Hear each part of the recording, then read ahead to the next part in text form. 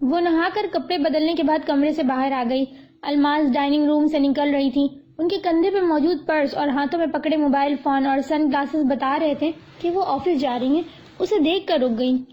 تمہاری طبیعت کیسی ہے ام ایمن؟ ٹھیک ہوں۔ وہ ڈائننگ روم میں آ گئی۔ میں اور توفیق تو آفس سے ایک میٹنگ میں اور پھر وہاں سے ایک ڈنر میں چلے گئے تھے، پھر کافی رات میں ہماری واپسی ہوئی تھی، مگر رشیدہ ابھی مجھے بتا رہی تھی کہ تم کل سارا دن اپنے کمرے میں رہی اور تم نے رات کا کھانا بھی نہیں کھایا۔ وہ اس کے پیچھے ڈائننگ روم میں آ گئی تھی۔ میرے سر میں درد تھا۔ وہ ٹیبل پہ بیٹھ گئی۔ میں آج آفس نہیں آ سکوں گی، آپ پاپا کو بتا دیجیے گا۔ آج میٹنگ میں انہوں نے مجھے شریک ہونے کے لیے کہا تھا۔ وہ سلائس پہ مکھن لگانے لگی۔ الماس بغور اسے دیکھ رہی تھی۔ وہ ان کی نگاہوں کو نظر انداز کر کے سلائس پہ مکھن لگاتی رہی۔ کیا بات ہوئی ہے ایمن؟ تم حیدر کی شادی کے بعد سے ڈسٹرب ہو؟ وہ اس کے برابر پہ کرسی پہ بیٹھ گئی تھی۔ ان کے لہجے میں اس کے لیے ہلکی سی تشویش موجود تھی۔ وہ جواباً چپ رہی۔ تم نے حیدر سے اس بارے میں کیا بات کی؟ شاید ساتھ رہتے رہتے انہیں اس سے تھوڑی بہت ہمدردی ہو ہی گئی تھی۔ صرف تمہیں کو اس خبر سے شوق نہیں پہنچا ہے ایمن، ہمیں بھی پہنچا ہے، خاص طور پر توفیق کو۔ انہیں حیدر کس قدر پسند ہے تم جانتی ہو۔ وہ تمہاری اس کے ساتھ شادی کرنا چاہتے تھے۔ حیدر نے کبھی ایسی کوئی بات نہیں کی، کبھی کچھ ایسا کہا نہیں جس سے یہ ظاہر ہو کہ وہ تمہیں کسی اور حوالے سے پسند کرتا ہے، مگر مجھے اور توفیق کو لگتا ہے کہ بات کچھ ایسی ہے۔ وہ بہت گہرا اور بہت مشکل پسند ہے، اپنے جذبات کو چھپا کر رکھنے والا۔ تمہاری طرف سے تو ہمیں 100% یقین تھا کہ تم اس سے محبت کرتی ہو، مگر اس کی طرف سے بات شک و شبہ والی تھی۔ جس طرح اس نے تم سے دوستی کی اور جس طرح وہ تمہارا خیال رکھتا تھا، ایسے وہ کبھی کسی کے ساتھ نہیں کرتا۔ اس کے باوجود توفیق جیسے ذہین آدمی بھی پورے یقین کے ساتھ یہ بات نہیں کہہ سکتے تھے کہ وہ تم سے محبت کرتا ہے یا نہیں۔ توفیق شش و پنج میں تھے۔ وہ حیدر سے کسی واضح اظہار کے منتظر تھے، مگر وہ کچھ دلچسپی ظاہر ہی نہیں کر رہا تھا۔ توفیق نے اس اتوار کو حیدر سے باتیں کرتے ہوئے جو اسے تمہارے پروپوزل کے بارے میں بتایا تھا، وہ جان بوجھ کر بتایا تھا۔ وہ حیدر کا رد عمل دیکھنا چاہ رہے تھے، مگر اس کا رد عمل تو اتنا خلاف توقع تھا کہ توفیق دنگ رہ گئے۔ حیدر کے جانے کے بعد وہ اس بارے میں مجھ سے کافی دیر تک باتیں کرتے رہے تھے۔ وہ حیدر کے رد عمل سے بہت مایوس ہوئے تھے۔ مجھے اندازہ ہے کہ تم اس سے کتنی محبت کرتی ہو۔ تمہارے لیے یہ سب سہنا آسان نہیں ہے، مگر پھر بھی میں تم سے یہی کہوں گی کہ خود کو سنبھالو۔ الماس نے اس کے ہاتھ پہ اپنا ہاتھ رکھ کے اسے تسلی دی۔ وہ بے تاثر چہرے کے ساتھ بالکل خاموش بیٹھی ہوئی تھی۔ وہ چند سیکنڈ بغور اسے دیکھنے کے بعد وہاں سے اٹھ گئی تھی۔ ان کے جانے کے بعد اس نے ایک سلائس کھا کر چائے کے 2 کپ پیے۔ اس کے بعد وہ اٹھ کر لاؤنج میں آ گئی۔ لاؤنج میں آ کر بیٹھنے کے بجائے وہ ٹیلی فون پر ایک نمبر ڈائل کرنے لگی۔ ہیلو سر، جلیل سے بات ہو سکتی ہے؟ دوسری طرف سے کال ریسیو کیے جانے کے بعد اس نے شائستگی سے کہا، میں ان کی اسٹوڈنٹ ہوں ام ایمن۔ 2-3 منٹ تک اسے انتظار کرنا پڑا۔ السلام علیکم سر۔ اس کے لہجے میں احترام بہت نمایاں تھے۔ بالکل ٹھیک ہوں سر، آپ کیسے ہیں؟ جی سر، رزلٹ آ گیا ہے، فرسٹ پوزیشن آئی ہے میری۔ ان کا سوال سننے کے بعد اس نے خوش دلی سے بتایا، آخری سیمسٹر میں آپ کی کمی بہت محسوس ہوئی تھی سر۔ آپ کے آفس میں گھنٹوں بیٹھ کر بحث و مباحثہ کرنے کی عادت جو ہو گئی تھی ہم لوگوں کو۔ وہ ہولے سے ہنس دی۔ کیا بات ہے توفیق بھائی، آپ مجھے پریشان لگ رہے ہیں؟ وہ آفس میں ان کے پاس بیٹھا ہوا تھا۔ پچھلے 4-5 روز سے وہ بہت الجھے ہوئے اور پریشان لگ رہے تھے۔ حیدر نے انہیں بزنس میں آنے والی مشکلات سے کبھی ٹینشن میں آتے ہوئے اور الجھتے ہوئے نہیں دیکھا تھا۔ کل رات وہ دونوں ایک بزنس ڈنر میں شریک تھے اور حیدر نے انہیں وہاں سارے وقت خاموش اور غائب دماغ محسوس کیا تھا۔ وہ کاروباری دوستوں سے اس طرح باتیں نہیں کر رہے تھے جیسے ان کی عادت تھی۔ اگلے ہفتے انہیں اور حیدر کو ایک بہت ہی اہم کانٹریکٹ پہ سائن کرنے کے لیے زیورات جانا تھا، مگر اس وقت ان کی مسلسل خاموشی اور بے توجہی اسے الجھا گئی تھی۔ وہ اس کے سوال پہ قصداً تھوڑا سا مسکرائے۔ نہیں، کوئی پریشانی نہیں ہے، میرا خیال ہے بہت ہفتوں سے مجھے مکمل ریسٹ نہیں مل پا رہا، شاید اسی لیے تھک گیا ہوں۔ حیدر نے گہری نگاہوں سے انہیں دیکھا۔ وہ پریشان تھے مگر اپنی پریشانی اس سے شیئر نہیں کرنا چاہتے تھے۔ وہ اس کے انداز کے بعد مزید اصرار نہیں کر سکتا تھا۔ آپ 1-2 دن گھر پہ آرام کر لیں، میں بھی یہی سوچ رہا ہوں، زیورات ساری تھکن اتار کے ہی جاؤں۔ انہوں نے ہلکی سے مسکراہٹ چہرے پہ لاتے ہوئے اس کے مشورے سے اتفاق کیا۔ توفیق بھائی کس بات سے پریشان ہے الماس آپی؟ وہ ان کے پاس سے گفتگو ختم ہونے کے بعد سیدھا الماس کے پاس چلا آیا۔ وہ آنکھوں پر گلاسز لگائے کوئی فائل دیکھنے میں مصروف تھی۔ وہ ایمن کی وجہ سے پریشان ہیں۔ کیا ہوا ہے اسے؟ ان کی دی ہوئی خبر نے اسے اندر ہی اندر ڈرا دیا تھا۔ اس نے اپنے چہرے پہ کوئی خوف یا تشویش نہیں آنے دی تھی، مگر اس کا دل ایک دم ہی تیز تیز دھڑکنے لگا تھا۔ وہ حیدرآباد واپس جا رہی ہے حیدر۔ ان کی اطلاع نے اس کے تیز تیز دھڑکتے دل کو نارمل کیا تھا، جو کچھ بھی تھا کم از کم وہ ٹھیک تو تھی۔ اس نے بے اختیار دل ہی دل میں خدا کا شکر ادا کیا۔ حیدرآباد؟ مگر وہاں کون ہے؟ وہ کس کے پاس جا رہی ہے؟ اس نے یہ نہیں پوچھا تھا کہ کیوں جا رہی ہے، حالانکہ اصولی طور پر سب سے پہلا سوال یہی ہونا چاہیے تھا کہ اس نے وہاں جانے کا فیصلہ کیوں کیا۔ الماس نے ایک پل کے لیے خاموشی سے اسے دیکھا۔ اس کے چہرے پہ سوائے حیرت کے اور کوئی تاثر نہیں تھا۔ وہ اس خبر سے صرف حیران ہوا تھا۔ یونیورسٹی میں اس کے کوئی پروفیسر تھے، ان کا تعلق حیدرآباد سے تھا۔ 7-8 مہینے پہلے ان کی ریٹائرمنٹ ہوئی اور وہ واپس اپنے آبائی شہر چلے گئے۔ وہاں انہوں نے غریب بچوں کو مفت تعلیم دینے کے لیے ایک اسکول کھول لیا ہے۔ ایمن کے اپنے پروفیسر کے ساتھ کافی انڈرسٹینڈنگ ہے۔ وہ وہاں ان کے اسکول میں جاب کرنے کے لیے جا رہی ہے۔ اس کا کہنا ہے کہ وہ غریب اور مستحق بچوں کے لیے کچھ کرنا چاہتی ہے، کسی اچھے مقصد کو ساتھ لے کے زندگی گزارنا چاہتی ہے۔ دماغ خراب ہو گیا اس کا۔ اگر اسے سوشل ورک کرنے کا اتنا ہی شوق ہے تو یہاں پر رہ کر بھی تو کچھ کر سکتی ہے۔ توفیق بھائی کو اسے روکنا چاہیے، وہ اس کے باپ ہیں۔ اس کی من مانی پر پریشان ہونے کے بجائے انہیں اسے سختی سے روکنا چاہیے۔ وہ ان کی بات سن کر بہت جھنجھلاتے ہوئے انداز میں بولا۔ وہ اسے سختی سے، پیار سے، کسی نہ کسی طرح روک لیتے حیدر، اگر وہ انہیں کوئی ایسا حق دیتی تو۔ وہ بڑی سنجیدگی سے بولی۔ اس نے ان سے مشورہ نہیں لیا، اجازت طلب نہیں کی، اس نے انہیں اطلاع دی۔ وہ خاموشی سے الماس کی باتیں سن رہا تھا۔ جب اس کی اپنے پروفیسر سے بات ہو گئی، اس کی جاب پکی ہو گئی، حیدرآباد میں رہائش کا انتظام بھی ہو گیا، تب اس نے کھانے کی میز پہ توفیق کو یہ بتایا کہ وہ اگلے ہفتے حیدرآباد جا رہی ہے۔ توفیق نے آج کل اس سے بات چیت بالکل بند کر کے رکھی ہے اور اسے ان کے اس بات سے کوئی فرق بھی نہیں پڑتا۔ اتنے سکون سے وہ اپنے جانے کی تیاری کر رہی جیسے کوئی بات ہی نہیں ہے۔ اب تو اس کے جانے میں صرف 2 دن رہ گئے۔ آج کل وہ اپنے دوستوں سے مل رہی ہے، اپنی شاپنگ کر رہی ہے۔ توفیق نے اس کی ذہانت اور صلاحیتوں کو دیکھتے ہوئے اسے کتنی ساری امیدیں وابستہ کر لی تھی، مگر اب وہ ایک دم ہی سب کچھ چھوڑ کر جا رہی ہے۔ توفیق کے ناراض ہونے پہ اتنے پرسکون سے کہہ رہی تھی کہ میں آپ سے ملنے کے لیے کراچی آیا کروں گی، آپ کو پابندی سے فون بھی کروں گی، اور اگر آپ کے پاس ٹائم ہو اور آپ مناسب سمجھے تو مجھ سے ملنے کے لیے آ جایا کیجیے گا۔ وہ ایک گہری سانس لے کر کرسی کی پشت سے ٹیک لگا کر بیٹھ گیا تھا۔ مجھے اس بارے میں کچھ پتہ نہیں تھا، ورنہ میں اسے سمجھاتا۔ وہ اسی کی وجہ سے جا رہی ہے اور وہ یہ بات جانتا ہے، پھر بھی کتنے اطمینان سے اسے سمجھا لینے کا دعویٰ کر رہا ہے۔ الماس نے حیدر مسعود کی طرف رشک سے دیکھا۔ الماس اس کے چہرے پر، اس کی آنکھوں میں کچھ بھی نہیں پڑھ پا رہی تھی۔ میں سمجھ رہا تھا کہ شاید وہ بیمار ہے، اسی لیے آفس نہیں آ رہی ہے۔ وہ پیپر ویٹ گھماتے ہوئے بولا۔ آپ مجھے کافی نہیں پلوائیں گی؟ اس نے خود ہی موضوع تبدیل کر دیا۔ کیوں نہیں، ضرور۔ خالی کافی پیو گے یا کچھ اور بھی منگواؤں؟ اس کے چہرے پہ کچھ بھی کھوجنے میں ناکام ہو جانے پر انہوں نے ہار مان ہی لی تھی۔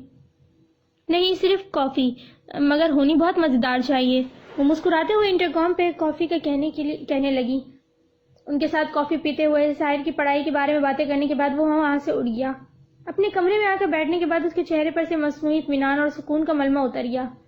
اب اس کے چہرے پر پریشانی تھی، بے تحاشا پریشانی۔ شائستہ تھوڑی دیر تک مجھے کوئی ڈسٹرب نہ کرے۔ سر دونوں ہاتھ میں پکڑ کر بیٹھ گیا تھا۔ یہ زندگی کیا کر رہی تھی؟ خود کو اتنا بے اختیار اور بے بس اس نے زندگی میں کبھی محسوس نہیں کیا تھا۔ کبھی کوئی وجہ ہو تب بھی مجھ سے ناراض مت ہو۔ میرے پاس صرف ایک رشتہ ہے، صرف ایک، آپ سے دوستی کا۔ میرے پاس اور کچھ بھی نہیں ہے۔ اس رشتے کو مجھ سے مت چھینے۔ وہ رو رہی تھی، وہ پھوٹ پھوٹ کر رو رہی تھی۔ ایما، اس نے گھبرا کر اپنا سر اوپر اٹھایا۔ میں آپ کی زندگی میں کس جگہ پر ہوں حیدر مسعود؟ وہ اس کے بالکل سامنے آ کر کھڑی ہو گئی تھی۔ آپ مجھ سے محبت کرتے ہیں؟ وہ بے بسی سے اس کی طرف دیکھ رہا تھا۔ کرتے ہیں یا نہیں؟ ہاں، کرتا ہوں، اول روز سے کرتا ہوں، بے حساب کرتا ہوں، اتنی شدید محبت جس کا تم تصور بھی نہیں کر سکتی۔ وہ زیر لب ٹھہر ٹھہر کر بولا۔ اس نے اپنا سر میز پہ گرا دیا تھا۔ کیوں ہو گئی تھی اسے اپنے سے اتنی چھوٹی لڑکی سے محبت، جس محبت کا وہ کسی کے سامنے اقرار تک نہیں کر سکتا تھا؟ محبت کیسی ہوتی ہے؟ یہ کتنی بے بس کر دینے والی ہوتی ہے، انسان پر سے اس کے سارے اختیارات چھین لیتی ہے۔ وہ اپنی زندگی کے 34 سالوں تک کبھی جذبے کو جان ہی نہ سکا۔ کوئی مرد کسی عورت کو اسی وقت پسند کرتا ہے یا اس سے محبت کرتا ہے جب وہ اس کے معیار پہ پوری اترتی ہے، اور کوئی عورت کسی مرد سے اسی وقت محبت کرنا شروع کرتی ہے جب وہ اس کے معیار کے مطابق ہوتا ہے۔ اس نے اپنے ارد گرد ایسی ہی محبتیں دیکھی تھی. خود اس نے سجیلہ کو شادی کے لیے پسند کیا تھا تو اس کی تمام خوبیوں اور اچھائیوں سے متاثر ہونے کے بعد وہ اسے محبت نہیں مانتا تھا، اور جسے وہ محبت مانتا تھا وہ حقیقت میں کہیں نہیں ہوتی. اس بات کو اسے 100% یقین تھا، مگر یہ یقین اس روز غلط ثابت ہو گیا جس روز وہ ام نام کی ایک ڈری سہمی اور گھبرائی ہوئی لڑکی سے حیدرآباد کے ایک پسماندہ محلے کے چھوٹے سے مکان میں ملا. وہ وہاں بے دلی سے آیا تھا، صرف توفیق کمال کی خاطر. اپنی بیزاری توفیق کمال پر ظاہر کیے بغیر وہ اسے لینے چلا گیا تھا. وہ نہیں جانتا تھا کہ ایک چھوٹا سا واقعہ اس کی پوری زندگی کے 33 سالوں تک کبھی محبت کو نہیں مانا تھا، کبھی اس جذبے پہ ایمان نہیں لایا تھا، مگر زندگی کے 34ویں سال میں اپنے سے 12-13 سال چھوٹی، کم عمر اور ڈری سہمی سی لڑکی سے محبت میں مبتلا ہونے کے بعد اسے محبت کو ماننا پڑا، اس جذبے پر ایمان لانا پڑا. وہ عام سی شکل و صورت کی معمولی سی لڑکی اس کی محبت تو کیا وہ دوستی کے بھی قابل نہیں تھی.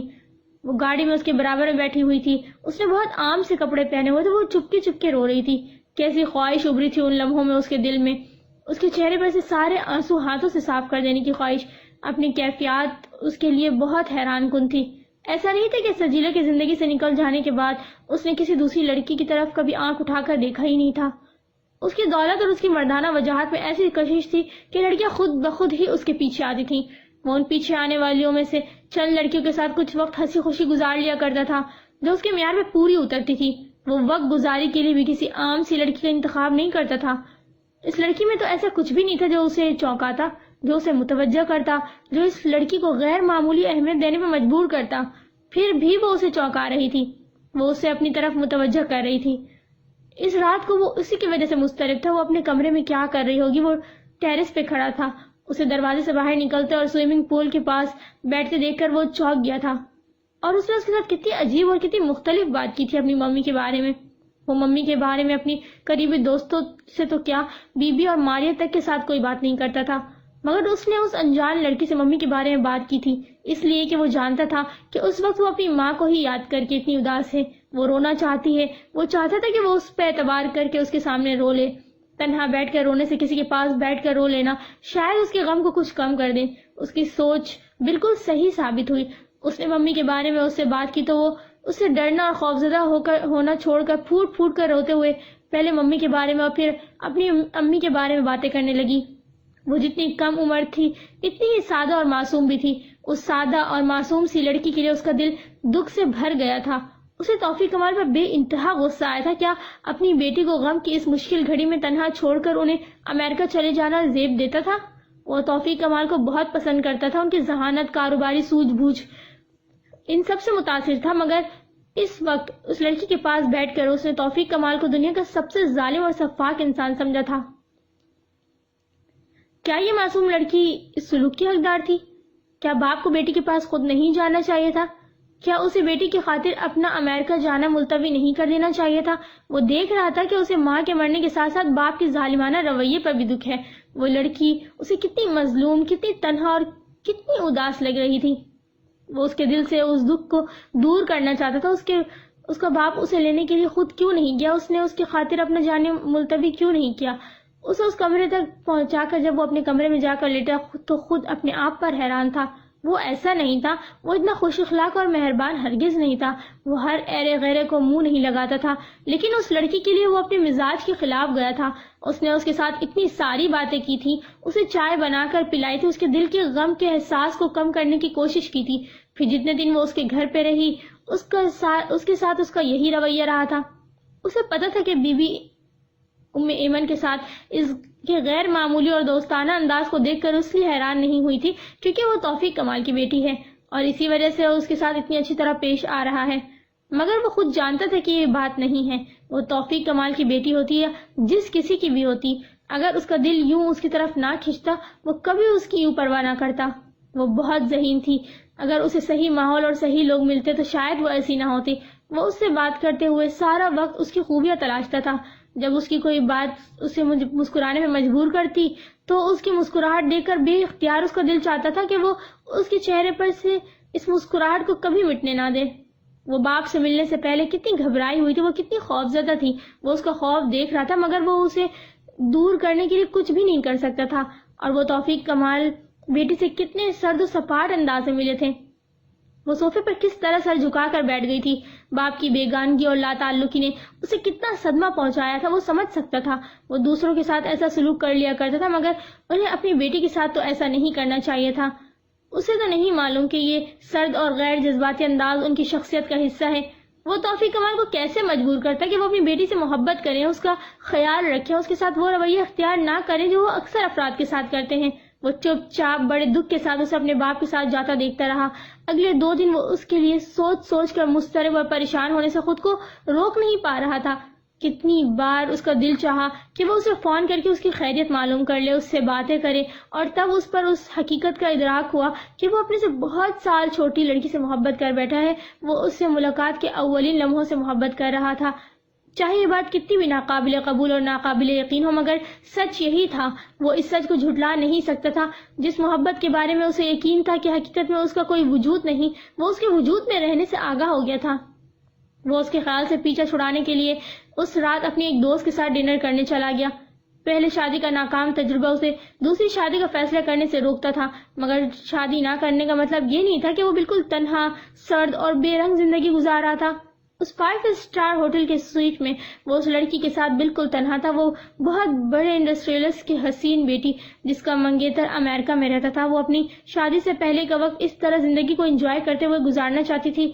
پہلے بھی 2 مرتبہ اس کے ساتھ یہاں آ چکا تھا، تب وہ اپنی مرضی سے آتا تھا اور آج زبردستی صرف ایک خیال سے پیچھا چھڑانے کے لیے آیا تھا. لیکن اس خیال سے وہ وہاں آ کر بھی پیچھا نہیں چھڑا پایا تھا. اسے اس بے تحاشا حسین اور بولڈ لڑکی سے گھن آ رہی تھی. اسے وہی عام اور بالکل سادہ لڑکی یاد آ رہی تھی. وہ اب وقت گزاری کے لیے بھی کسی دوسری عورت کے پاس نہیں جا سکتا تھا. وہ اتنی معصوم، اتنی پاکیزہ، اتنی خالص، اور وہ خود اتنا گھٹیا. عورتوں کو خود سے قریب رکھنے کے بعد کیا اس لڑکی سے محبت کا دعوے دار ہو سکتا تھا؟ وقت گزاری کے لیے اپنے پیچھے آنے والی ان تمام لڑکیوں سے اس نے پیچھا چھڑا لیا تھا. وہ ایمن اس سے وہ کسی لمحہ پیچھا نہیں چھڑا پاتا تھا. وہ اس کے خیالوں میں آتی تھی، وہ اس کے تصور میں رہتی تھی، مگر یہ محبت جس کا وہ خود سے بھی بہت ڈر ڈر کے اعتراف کرتا تھا، وہ کسی کے بھی سامنے ظاہر نہیں کر سکتا تھا اور نہ ہی کرنا چاہتا تھا. اس لڑکی کے سامنے بھی نہیں. وہ اتنی کم عمر، اتنی معصوم، بالکل انچھوئی اور خالص. اس کا حق تھا کہ اسے اپنے ہی جیسے ایک خالص اور سچے مرد سے محبت ملتی. وہ اپنی محبت کو کبھی ظاہر نہیں ہونے دے گا، کبھی کسی کو نہیں بتائے گا کہ اس نے زندگی کے اتنے برس گزارنے کے بعد پہلی مرتبہ کسی سے بالکل سچی اور بے غرض محبت کی ہے. ایمن سے کوئی تعلق نہ رکھنے کا فیصلہ کر کے وہ بہت مطمئن تھا. اس کا ضمیر مطمئن تھا. وہ اس پیاری سی لڑکی کے لیے دعا ضرور کرتا تھا کہ اس کی زندگی میں سب کچھ اچھا ہو جائے. وہ اس سے محبت کرتا تھا، چاہے اس محبت کو وہ کبھی بھی ظاہر نہیں کرنا چاہتا تھا، مگر کیا وہ اسے یوں اکیلا چھوڑ دے؟ وہ اس تنہائی اور گھٹن کا شکار ہو کر اگر مر گئی تو وہ خود کو کیسے معاف کر پائے گا؟ پھر اس نے ایک فیصلہ کیا تھا، وہ اس کی محبت کو اپنے دل میں دفن کر دے گا، کہیں بہت گہرائی میں، اتنی گہرائی میں جہاں سے کوئی کھوج نہیں پائے گا. مگر اب وہ اس سے لا تعلق نہیں رہے گا. وہ اسے اکیلا نہیں چھوڑ سکتا تھا. وہ اس کا ہاتھ پکڑ کر چلے گا، وہ اسے چلنا سکھائے گا، وہ اسے ایسا بنا دے گا کہ توفیق کمال اسے فخر کے ساتھ اپنے برابر کھڑے کرنے پر مجبور ہو جائیں گے. اسے زندگی میں سب کچھ ملے گا، خوشیاں، سکون، محبتیں، باپ کی محبت، بھائی کی محبت، دوستوں کی محبت. اس کی سب محرومیاں دور ہو جائیں گی. یہی توفیق کمال ہوں گی اور یہی ایمن. مگر وقت اور حالات بالکل بدل جائیں گے. وہ اسی ایمن کو اپنے ساتھ بٹھانا اور لوگوں سے ملوانا اور اپنی بیٹی کہہ کر متعارف کروانا قابل فخر سمجھیں گے. وہ ایمن کو اپنی دوست بنائے گا، وہ اس کے لیے سب کچھ کرے گا اس وقت تک جب تک وہ چلنا نہ سیکھ لے، جب تک کہ توفیق کمال اسے اپنی بیٹی کی حیثیت سے قبول نہ کر لیں. اس سے دوستی کرنا بہت مشکل تھا. وہ کسی کے دل میں بھی یہ شک پیدا ہوتا نہیں دیکھنا چاہتا تھا کہ اسے ایمن سے محبت ہے.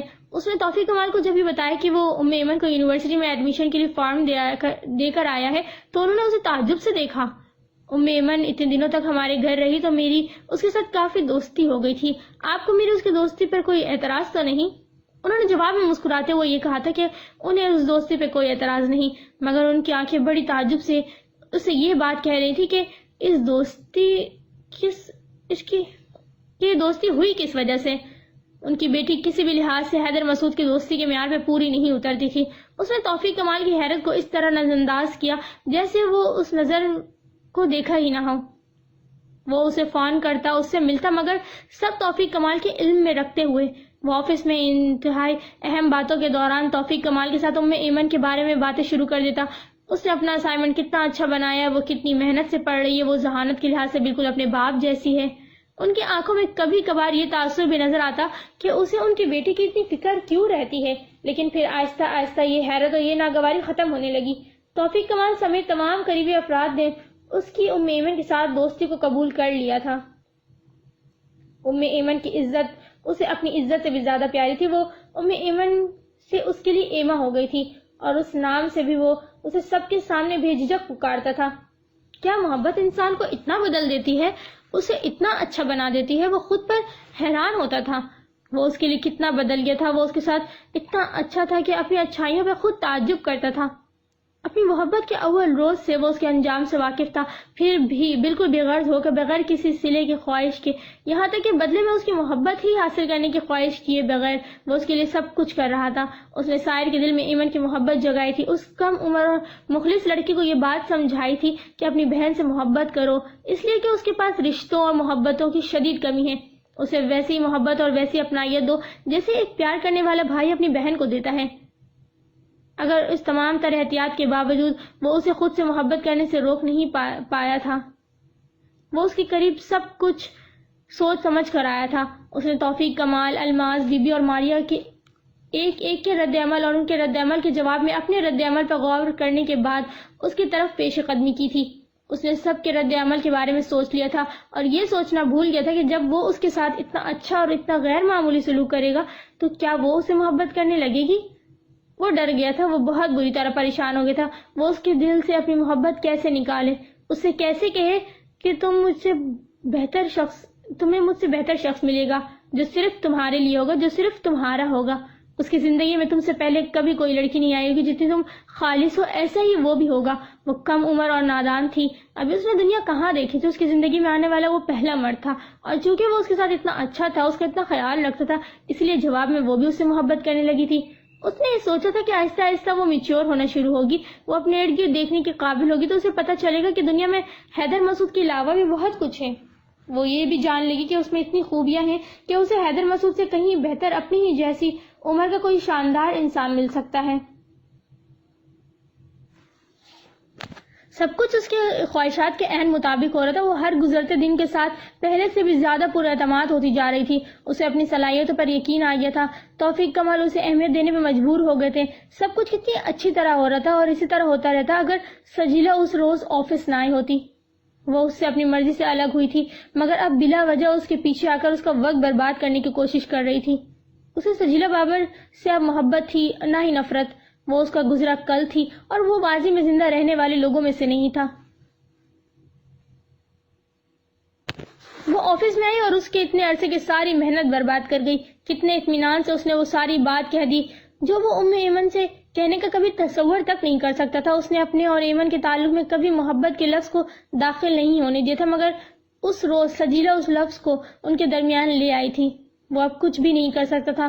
جو بات اسے کہنا تھی وہ بات وہ کہہ چکی تھی. اپنے محبت کو دل کی گہرائیوں میں چھپائے رکھنے کی اس کی ساری محنت اور کوشش بیکار چلی گئی تھی. ایمن اس کے پاس آ رہی تھی. وہ اس سے بات کرنا چاہتی تھی. وہ اسے نظر انداز کر رہا تھا. وہ سجیلا کی باتوں سے اتنا پریشان ہو گیا تھا کہ ایمن سے بھی بات کرنے کا اس کو دل نہیں چاہ رہا تھا. وہ خود پر الزام سہنے کے لیے تیار نہیں تھا. اس نے ایمن کی کم عمری اور معصومیت سے فائدہ اٹھانے کی کوشش کی ہے. وہ اپنی اور ایمن کی دوستی کو داغدار ہوتا ہوا نہیں دیکھ سکتا تھا. اس کی اجنبیت اور اس کی لاتعلقی ایمن کے دل کو کتنا دکھ پہنچا رہی تھی وہ جانتا تھا مگر وہ سنجیدگی کے ساتھ بہت کچھ سوچ رہا تھا. اور پھر اس نے ایک فیصلہ کر لیا تھا، شادی کرنے کا فیصلہ. اسے شادی کر لینی چاہیے تاکہ پھر سے کوئی اس کی اور ایمن کی دوستی پر کوئی بےہودہ تبصرہ نہ کر سکے.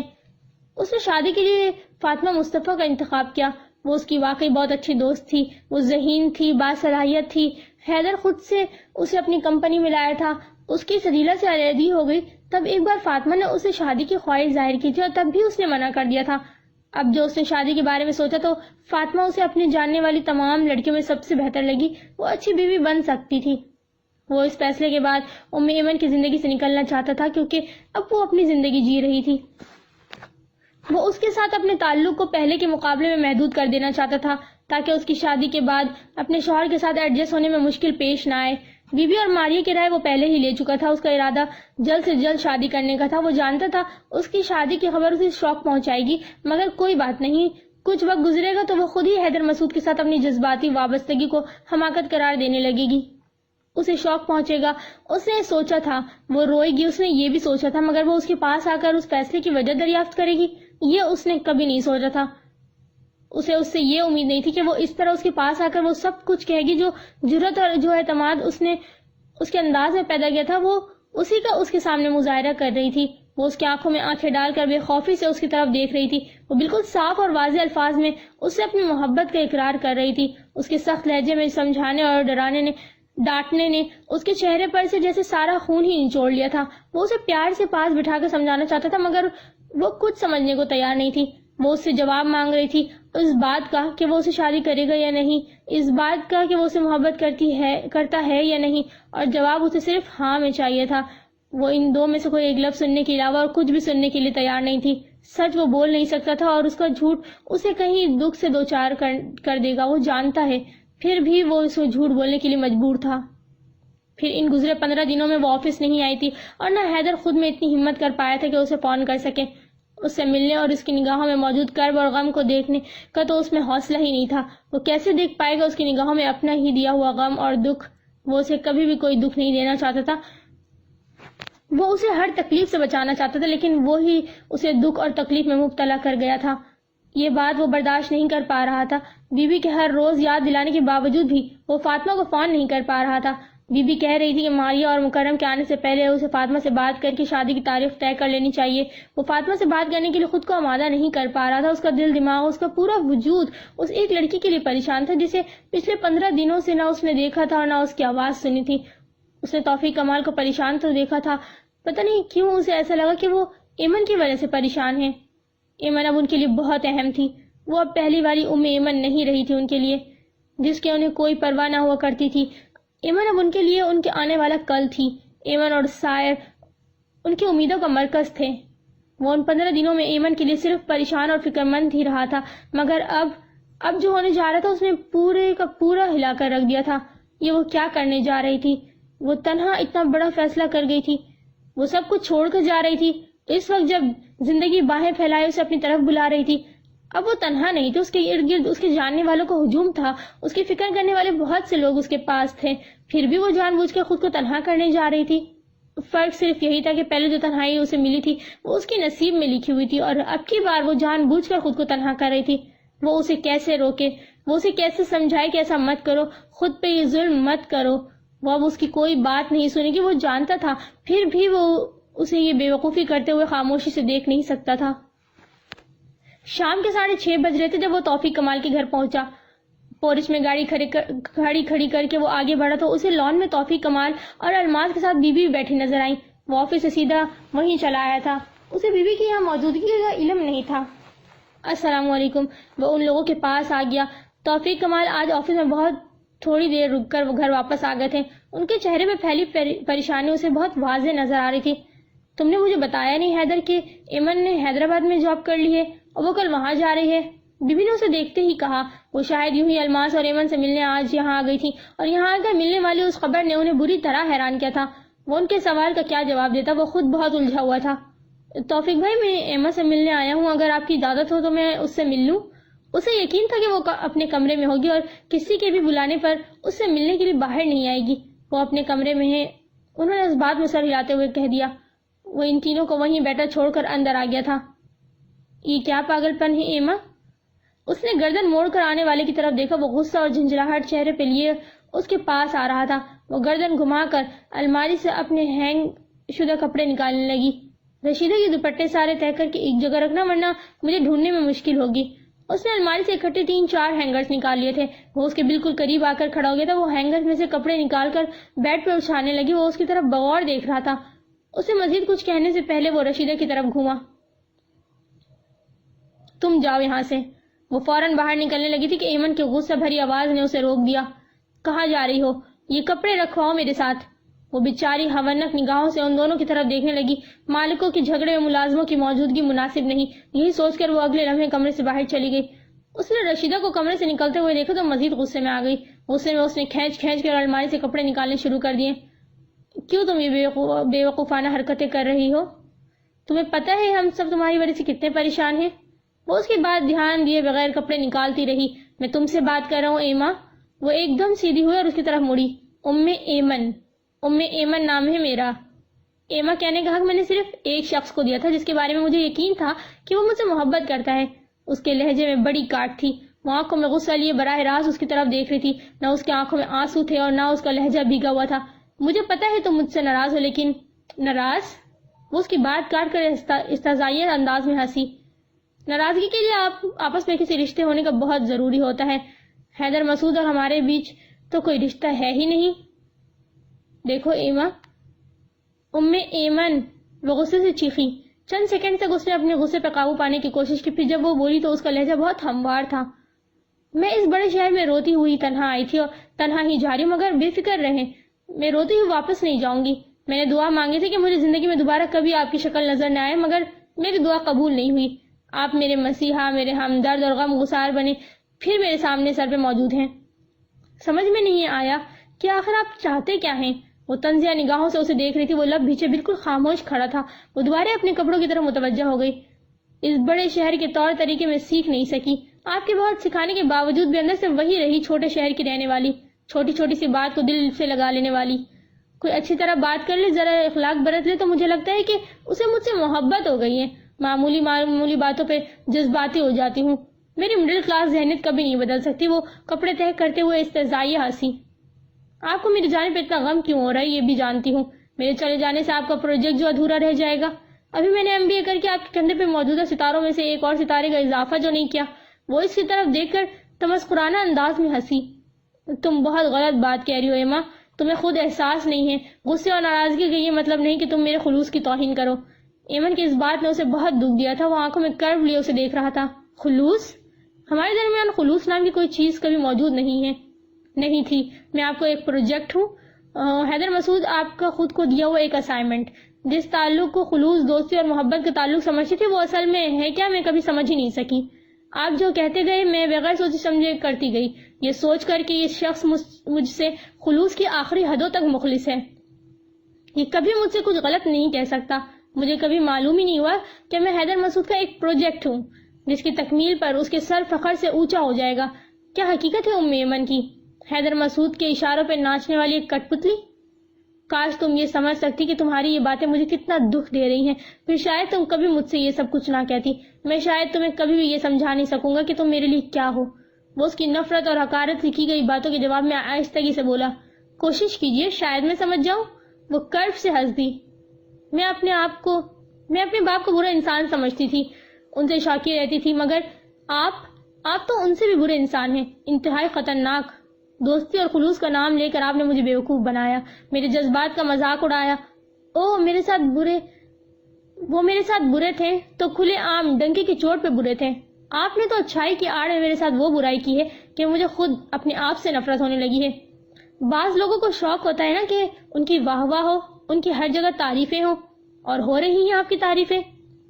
جہاں کہیں میری خوبیوں کو سراہا جاتا ہے وہاں خود بخود ہی حیدر مسعود کا نام آ جاتا ہے. کتنے جوہر شناس ہیں آپ. میرے باپ نے یقیناً آپ سے یہ بھی کہا ہوگا کہ آپ کسی بھی انسان کی قابلیت کو پہچاننے کی صلاحیت ان سے زیادہ رکھتے ہیں. کتنا اچھا لگتا ہوگا نا اس وقت جب... بس کرو ایما. وہ اس کی بات کاٹ کر بہت زور سے چلایا. اس کے چہرے میں موجود دکھ اور کرب کی جگہ بے تحاشا غصے نے لے لی تھی. وہ مٹھیاں بھیچے اپنے غصے پر قابو پانے کی کوشش کر رہا تھا. جب تم کچھ بھی نہیں جانتی ہو تو پھر اتنے یقین سے کچھ بھی مت بولو. وہ انتہائی تیش کے عالم سے اسے دیکھنے لگا. کیا نہیں جانتی؟ میں سب کچھ جانتی ہوں آپ کے بارے میں. آپ ابھی بھی سجیرہ بابر سے محبت کرتے ہیں، تبھی تو اس سے علیحدگی کے بعد اتنے سالوں تک آپ نے دوسری شادی نہیں کی. لیکن جب وہ آپ کے پیچھے آئی تو آپ نے اسے دوبارہ قبول نہیں کیا، اس لیے کہ آپ کے اندر کے انا پرست مرد کو یہ بات اچھی نہیں لگی تھی کہ وہ آپ کو چھوڑ کر ایک دوسرے آدمی کے پاس چلی گئی. آپ ایک انا پرست اور مغرور انسان ہیں. فاطمہ سے شادی آپ کسی محبت کی وجہ سے نہیں بلکہ صرف مجھ سے پیچھا چھڑانے کے لیے کر رہے ہیں. میں زبردستی آپ کے گلے پڑنے کی کوشش جو کرنے لگی تھی. خوش ہو جائیں، اب میں جا رہی ہوں یہاں سے. آپ کو مجھ سے پیچھا چھڑانے کے لیے کسی شادی کرنے کی ضرورت نہیں. وہ اس کے غصے سے بالکل خائف نہیں ہوئی تھی. مجھے سجیرہ سے کبھی محبت نہیں تھی، نہ کل نہ آج. وہ غصے میں تو ابھی بھی تھا، مگر طرح دوبارہ چلایا نہیں تھا. میں نے صرف تم سے محبت کی ہے, صرف تم سے. وہ ہار گیا. وہ اس کی بدگمانیاں نہیں سہ سکتا تھا.